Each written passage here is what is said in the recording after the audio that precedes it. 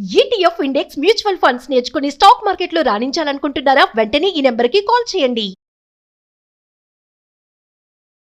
నమస్తే రమగారు. నమస్తే జయ. రమగారు, దేవుళ్ళ గురించి స్టోరీలు చెప్పేటప్పుడు జనరల్‌గా భక్తుల గురించి, దేవుళ్ళ గురించి కాదు భక్తుల గురించి బాగా తపస్సు చేస్తారు. ఏదో ఒక దేవుడు బ్రహ్మనో, విష్ణువో, మహేశ్వరుడో ప్రసన్నం అవ్వటం. మీకేం వరాలు కావాలి కోరుకోండి అంటాం. వీళ్ళకి ఇష్టం వచ్చిన వరాలు కోరుకోవటం. ఆ వరం వచ్చిన వెంటనే విరవీగటం కదండీ! మళ్ళీ వీళ్ళని అంతం చేయటానికి ఇంకొక అవతారంలో రావటం. నాకనిపిస్తది అసలు వరం ఎందుకివ్వాలి? ఎందుకు దానికంటూ ఒక రూల్స్ అండ్ రెగ్యులేషన్స్ పెట్టుకోవచ్చు కదా రమ్మగారు.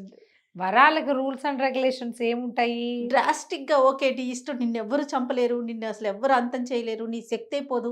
అలా వరాలు ఇచ్చేసరికి ఆ వరం తీసుకొని మళ్ళీ దేవతల మీదే తిరగబడుతున్నారు కదా రాక్షసులంతా. అలాగే ఉంటాయి. అంటే వరగర్వం అని చెప్తారు దాన్ని. ఆ! ఆ! ఇప్పుడు మనం ఆ కథ చెప్పుకోవట్లేదు. ఓకే. శాపాలకి సంబంధించి చెప్తున్నారా? శాపాలకి అంద సంగతి చెప్తాం. ఇప్పుడు వరం అయితే ఏదో తపస్సు చేస్తే వరాలు వస్తాయి. అవును. అవును. అంతకాలం అదే తపస్సు అడగబోతున్నా. వరాల వరకైతే ఏదైనా తపస్సు చేస్తేనో లేకపోతే దానికేదో కొంచెం విమోచన ఉంటుంది. ఉంటుంది. అదే శాపం ఇచ్చేస్తారు మళ్ళీ. ఆ, చిన్న చిన్న విషయాలకి హర్ట్ అయిపోయి కోపం వచ్చేసి పాపం వచ్చేస్తుంది. టపీమని నీళ్లు చల్లేసి శాపం పెట్టేయటం. ఆ శాపాలు పెద్ద పెద్ద వాళ్ళు ఇవ్వగలరు, చిన్న వాళ్ళు ఇవ్వగలరు. గురువులు ఇచ్చేస్తారు. గురువులు తెప్పించేస్తారు. తపశ్శక్తి ఉన్న వాళ్ళు ఎవరైనా సరే. తపశ్శక్తా రమ్మగారు, మంత్రశక్తా? రెండును. ఆ. తపశక్తి ఉన్న వాళ్ళు ఇస్తారు, మంత్రశక్తి ఉన్న వాళ్ళు ఇస్తారు. మనం చేసే చిన్న చిన్న పొరపాట్లు కూడా మనకి శాపాలుగా పరిణమిస్తాయి జయ. మనం ఒక్కోసారి దాన్ని గ్రహించుకోలేకపోతాం. అంటే ఎట్లా అంటారు? అంటే ఇప్పుడు ఎవరైనా బాగులేదనుకో, ఎవరైనా ఏదో మనుషుల మొహాలు ఎవరి మొహాలు వాళ్ళవి కదా, ఆ బాగుండలేదని వెటకారంగా మాట్లాడతారు చూడు, చివరికి వాళ్ళకి అలాంటిదే సంప్రాప్తిస్తుంది. ప్రత్యక్షంగా నీకు ఇలా అయిపోతుందని అవతల వాళ్ళు అన్నా అనకపోయినా ఏదో ఒక రూపంలో మనం అది ఫేస్ అనుభవించాల్సి వస్తాం, అది అనుభవించాల్సి వస్తాం. అలాంటి ఓ కథ చెప్తా. తప్పకుండా. జనరల్గా మనం ఇవి చూస్తూనే ఉంటాం. చిన్నప్పుడు మాట వినకుండా అదిరిపాటుగా ఉన్నవాళ్ళు పిల్లలు పెద్దయ్యాక వాళ్ళ పిల్లలు అలాంటి పిల్లలు సంప్రాప్తిస్తారు. అవును. ఇది వింటాం కదా. వింటాం, బాగా వాళ్ళ వింటాం. అమ్మని తెగ కాల్చు తినేది సేమ్ అలాంటి పిల్లలే పుట్టారు ఇప్పుడు అనేసి. అత్తగారిని సతాయించిన కోడలు దానికి కాల్చుకు తినే కోడళ్ళు వస్తాయి. మనం అలాంటివి చూస్తాం కదా. వస్తారు. మన ఎదురుకుండానే కొన్ని జరుగుతూ ఉంటాయి. అవునవునవును. ఏదో ఒక కథ అలా గుర్తుంది నాకు. ఎంతసేపు తన ఫ్రెండ్ ఒకడు ఎర్లీగా పుట్టేశాడని ఎక్కిరిచ్చేవాడు వాడు ఒక ఆయన. నువ్వు నెల తక్కువ వాడివి నువ్వు చెప్పేవాడివేనా అని. తీరా ఆయన భార్యకి 7వ నెలలో కవలలు పుట్టారట. ఇద్దరు పిల్లలు. Tit for tat. అలా అవుతుంది ప్రకృతి, మన వెనకాల ఉంటుంది, మన అట్లా చేసేస్తుంది అది. అవునవును. ఇప్పుడు ఏం చెప్తున్నారు మీరు? శాపాల గురించి చెప్తున్నారా, వరాల గురించి? శాపం గురించే చెప్తాం. ఓకే. పూర్వం ఒక పల్లెటూరులో ఒక రైతు ఉండేవాడు. ఏ భూషయ్య అని పెట్టుకుందాం పేరు. బాగుంది. ఏదో పేరు నాకు భూషయ్య అని గుర్తుంది అని పెట్టుకుందాము. ఆయనకి 3 ఆడపిల్లలు ఉన్నారు. సరే, ఈ 3 ఆడపిల్లలు చక్కగా ముద్దుగా చూసుకునేవాడు. ఒకనాడు ఆయన గిత్తలు అమ్మడానికి తన గిత్తని సంతలో అమ్మడానికి బయలుదేరాడు. సరే, అమ్మడానికి వెళ్తూ అమ్మాయి పట్టణంలో గిత్తను అమ్ముతా కదా, డబ్బులు వస్తాయి కదా, మంచి బేరం కుదిరితే ఏం కావాలి అని అడిగాడు. పెద్దమ్మాయి ఏమో నాన్న ఎండ రంగు చీర పట్టరా నాన్న అంది. ఎండ రంగు, ఎరుపు అనమాట. పల్లెటూళ్ళల్లో మాటలవి. చిన్నమ్మాయి రెండో అమ్మాయి ఏమో మబ్బు రంగు చీర పట్టుకురమంది. మూడో పిల్లంది నాన్న మల్లెపూలు అంటే ఎంతో ఇష్టం, దాని పేరు మల్లిక, ఒక్క మల్లెపూ అయినా పట్టరని నాన్న నా కోసము అంది. అది వర్షాకాలం. అక్కడి నుంచి ఈయన వెళ్ళాడు చక్కగా గిత్త మంచి బేరానికి పోయింది. పెద్ద పిల్లలిద్దరికి చెరుకో చీరలు కొనేసాడు. ఇక బజారంతా చూసినా ఎక్కడ మల్లె పువ్వు పేరు కూడా లేదు. అయ్యో పిల్ల కోరిక తీర్చలేకపోయాను అని అనుకుంటూ బయలుదేరితే కొంత దూరం వచ్చేసరికల్లా పెద్ద మబ్బులు, కారు మబ్బులు వచ్చేసి పిచ్చగా వాన పడిపోయి, రహదారి మీద వెళ్తే అందుకోలేను, ఇంటికి చేరలేను ఈ వానలో అని బీళ్ళకి అడ్డం పడి కాస్త ఏదో చెట్ల కిందైనా తలదాచుకోవచ్చని బీళ్ళ వైపుకి పొలాల్లో చేలల్లోంచి నడవడం మొదలుపెట్టాడు ఊరు వైపుకి. అయితే ఈ చేలల వైపుకి వెళ్ళి దారి తప్పిపోయాడు. వానకి ఆ మెరుపుల్లో వర్షానికి అక్కడ ఇక్కడ ఆగి నడుస్తుంటే ఈ దారిలో పెద్ద చెట్లు ఏం లేక పక్కకెళ్ళి అటెళ్ళి ఇటెళ్ళి ఎక్కడికో వెళ్ళిపోయాడు. కన్ను పొడుచుకున్నా కానరాని చీకటి, జోరుమని వాన, నిలువునా తడిసిపోయాడు. కొనుక్కున్న బట్టలు తడిసిపోయినాయి, డబ్బులు తడిసిపోయినాయి. ఏం చేయాలో తెలీదు. దూరంగా ఒక దీపం కనపడింది. ఎవరిదో ఇల్లే ఉంటుంది. రాత్రికి తల దాచుకుని వెళ్దామని చూశాడు. అదో పెద్ద రాజభవనం లాగా ఉంది. చాలా పెద్దది. ఏవో చెట్లు గిట్లు ఉన్నాయి బయట. చీకట్లో చెట్లేం కానొస్తాయి, ఏవో ఉంది. అక్కడి నుంచి దొబలితే తలుపు తెరిచింది.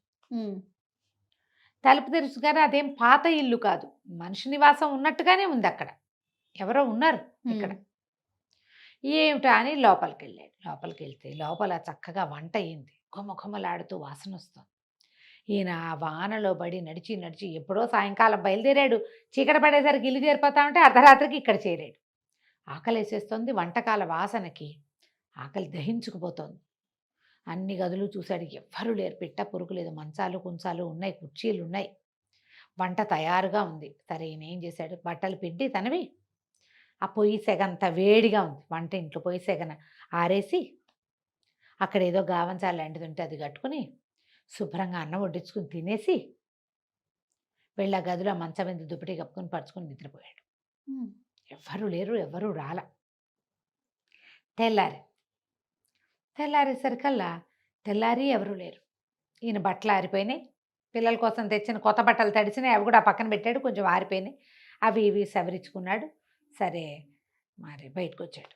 వెళ్ళిపోవటానికి బయటకు వెళ్తే ఈ రాజభవనంలో ఉన్న ఇంటి పక్కన పెద్ద మల్లెపోతుంది. దాని నిండా పువ్వులే. ఎంత సంతోషించాడు. పిల్ల అడిగిన పువ్వులు చక్కగా ఇక్కడ కనపడుతున్నాయి. రాత్రి ఆగిపోయాం, కోద్దామని ఒక మల్లె పువ్వు తుంచాడు. తుంచేసరికి ఒక జర జర అని ఏదో చప్పుడైంది. జర ఏదో నేల మీద గీరుతున్న శబ్దం. ఇతను అటు ఇటు చూసేసరికల్లా ఒక పెద్ద రాకాసి బల్లి లాంటి ఒక ఆకారం బయటకు వచ్చింది. ఎర్రటి కళ్ళు గట్టిగా అడిగింది, హే నా మల్లెపువ్వు ఎందుకు కోసావు నువ్వు? అడిగేసరికల్లా మనుష్య భాషలో అడిగింది. తను నిర్ఘాంతపోయి, అయ్యా క్షమించండి, క్షమించిన ఆయన నువ్వెవరో నాకు తెలీదు. రాత్రి వానకి దారి తప్పిపోయి ఇక్కడికి వచ్చాను. మరి నాకు ఆడపిల్లలు, నా పిల్ల అమ్మాయి అడిగిందని మల్లెపువ్వు అమ్మాయి కోసం కోసాను. నీకు ఎంతమంది కూతుళ్ళు ఉన్నారా? కూతురు ఉంది, ఆ పిల్ల కోసమే ఈ పువ్వు కోసానండి అంటే, సరే 3 పిల్లల్లో ఎంతమంది పిల్లలు అంటే 3 ఆడపిల్లలు. ఒక పిల్లని తెచ్చి నాకు అప్పచెప్పు. నా పువ్వు కోసినందుకు ఫలితం, పనిష్మెంట్ అదా? పనిష్మెంట్ అది. ఓ పిల్లని తెచ్చి నాకు అప్పచెప్పు, 3 రోజుల్లాగా నువ్వు ఇక్కడికి పిల్లని తీసుకురావాలని చెప్పేసరికల్లా ఆయన మరి ఏం చేస్తాడు? అదేదో శాపంలాగా ఉంది. ఏదేమో జంతువు మాట్లాడటమేమో మనిషి భాష మాట్లాడుతుంది. పైగా నా ఇంట్లో ఉండి నా అన్నం తిని నా మంచం మీద పడుకుని నా పువ్వు కోసేవు, దీని ఫలితం నువ్వు అనుభవించద్దు. సరే ఈయన బిక్కమొహం వేసుకుని వెళ్ళిపోయాడు ఇంటికి. ఆ మల్లెపువ్వు అమ్మాయి చేతిలో పెట్టాడు.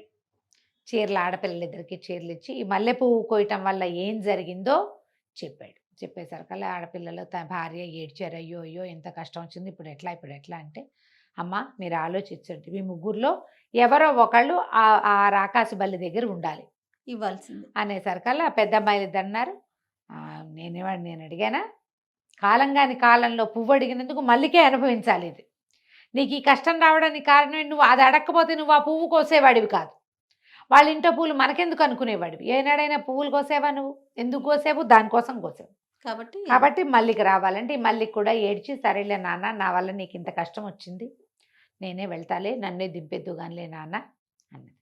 3 రోజుల తర్వాత మరి ఆ ఇంటికి వెళ్ళారు ఇద్దరు, ఆ రాజభవనానికి. అంతకుముందు ఎప్పుడూ అతను చూడలేదు. వెళ్తే రాజభవనం అంతా తలుపులు తెరిచున్నాయి, చక్కగా వంట చేస్తుంది. 3 రోజులు ఉన్నారు. ఉన్నా సరే ఎవ్వరూ రాలా. వంట చేసుకుని సామాన్లు అవి ఉన్నాయి, వీళ్ళే వంట వండుకుని తిన్నారు. ఇల్లంతా చూసింది. ఇల్లు పెద్ద ఇల్లు, హాయిగా కులాసాగా ఉండొచ్చు. 3 రోజుల తర్వాత తండ్రి కూతురు వచ్చి బయట నుంచున్నారు. ఆ మల్లికి ఒక పువ్వు కోసి కొయ్యగానే రాకాసి పళ్ళు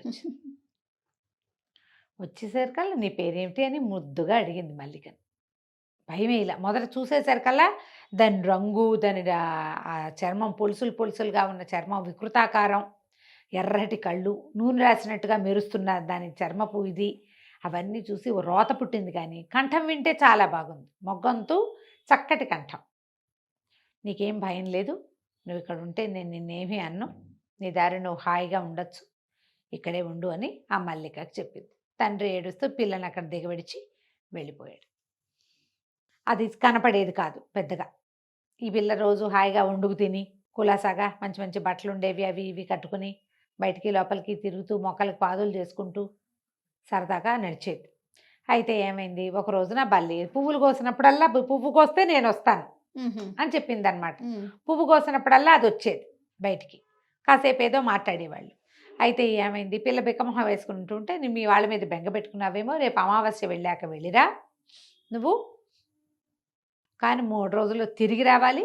నువ్వు తిరిగి రాకపోతే నేను చచ్చిపోతాను, నువ్వు లేకుండా ఇక్కడ ఉండలేను నేను, నువ్వు ఉన్నావన్న దాంతో నేను హాయిగా ఉంటున్నాను, నువ్వు నాతో ఉండాలని" అడిగింది. అడిగేసరికి మళ్ళీ కంది సరేలే నేను వెంటనే వచ్చేస్తానని చెప్పి ఈ అమావాస్య వెళ్ళిన తర్వాత మెల్లిగా ఇంట్లో తినుబండారాలు అవి ఇవి ముందు బోళ్ళని సామాగ్రి ఎవరెవరో వచ్చి అన్నీ పెట్టేసి వెళ్ళేవాళ్ళు. తినుబండారాలు మూట కట్టుకొని ఇంటికి వెళ్ళింది. అక్కయ్యలు, అన్నయ్య, నాన్న, అమ్మ ఆశ్చర్యపోయారు దాన్ని చూసి. 15 రోజుల్లో చక్కగా రంగుతేలి పిల్ల నున్నగా కూడా ఉంది. సరే అదేం మంచిదే, అది రాకాజు బల్లి నన్నేం చేయలేదు, ఏమీ అనలేదు, అది పాపం చాలా మంచిది, మ్. ఏదో శాపవశాత్తు అట్లా ఉండిపోయినట్టుంది, నన్ను ఏమీ అంటలేదని చెప్పింది. సరే 3 రోజులు హాయిగా అమ్మ నాన్న అక్కయ్యలతోటి ఉన్నది. 3 రోజుల తర్వాత వెళ్తాను వచ్చేయమంది అని చెప్పేసరికి వాళ్ళు ఇంకో రోజు ఉండు అని చాలా బలవంత పెట్టారు. బలవంత పెట్టేసరికి అలా ఇంకొక రోజు ఉండిపోయింది. భయం వేసింది, వెళ్ళకపోతే ఏమైనా అవుతుందేమోనని. 3 రోజుల తర్వాత ఒక రోజు ఉండి తర్వాత రోజు సాయంకాలం వెళ్ళేసరికల్లా మల్లిక దీనికి అర్థం కాల, చెట్టు అంతా వాడిపోయి ఉంది, ఆ మల్లెపువ్వు చెట్టు. అయ్యో. మొగలన్నీ తల వేలాడేసి ఉన్నాయి. ఇది ఆశ్చర్యపోయి, ఇదేంటి నేను వెళ్ళేటప్పుడు చెట్టు నిండా పువ్వులు ఉన్నాయి కదా, మ్. ఎప్పుడు మొగ్గ విడవకుండా పువ్వులు విడుస్తూనే ఉంటాయి, మొగ్గలు వస్తూనే ఉంటాయి. అక్కడి నుంచి ఆ చెట్టు మీద చెయ్యి వేసేసరికల్లా బల్లి, చచ్చిపోయేటట్టుగా ఉన్న బల్లి కనపడింది అతనికి, ఆ రాక్షస బల్లి ఆ పిల్లకి. మ్. మరి తెలిపోయి ఇదేమిటి ఇలా అయిపోయావంటే, మల్లిక నువ్వు రాకపోతే చచ్చిపోయేవాడిని అనేసరికి దీనికి ఎంత బాధ వేసిందో. 15 రోజుల నుంచి నేను హాయిగా తింటున్నా, అన్నీ ఉంటున్నాయి, మ్. పూట పువ్వులు కోసుకొని తల్లో పెట్టుకుంటున్నా, నేను ఒక్క రోజు రాకపోతే ఇది చచ్చిపోయింతోందే, అయ్యో నీకేం కాదు, నేను నిన్ను చూసుకుంటానని వెళ్ళి దాన్ని ఇట్లా పట్టుకుందా ఆ బల్లిని ప్రేమగా. నా వల్ల దీనికి ఇంత కష్టం వచ్చిందని నా ప్రీతితో పట్టుకోగానే ఆ బల్లి మాయమైపోయి ఒక రాజకుమారుడు ప్రత్యక్షమయ్యాడు. ఓ. అమ్మాయి తెల్లబోయి, నువ్వెవరు ఇక్కడ బల్లి ఉండాలి, అది చచ్చిపోయిందా అని ఏడ్చింది. ఏడ్చేసరికల్లా కాదు నేనే ఆ బల్లిని అని చెప్పాడు. నేను ఒక రాజకుమారుడిని, నాకు ముష్టివాళ్ళు బిచ్చగాళ్ళు అంటే చాలా అసహ్యము, విసుక్కునేవాడిని, నేను ఎవరిని వాకిట్లోకి రానిచ్చేవాడి కాదు. అయితే ఒకనాడు ఒక బిచ్చగాడిని నేను చాలా కసురుకున్నాను, ఆ బిచ్చగాడు నన్ను శపించాడు, నీకు అందరూ నీలాంటి మనుషులే, నువ్వు రాకుమారుడు కాబట్టి నీకు ఇవన్నీ దొరికినాయి, నేను బిచ్చగాడిని కాబట్టి నేను ఇలా ఉన్నాను, ముట్టుకోవడానికి అసహ్యం వేసే జంతు రూపం వస్తుంది నీకు అయ్యో అని శపించాడు.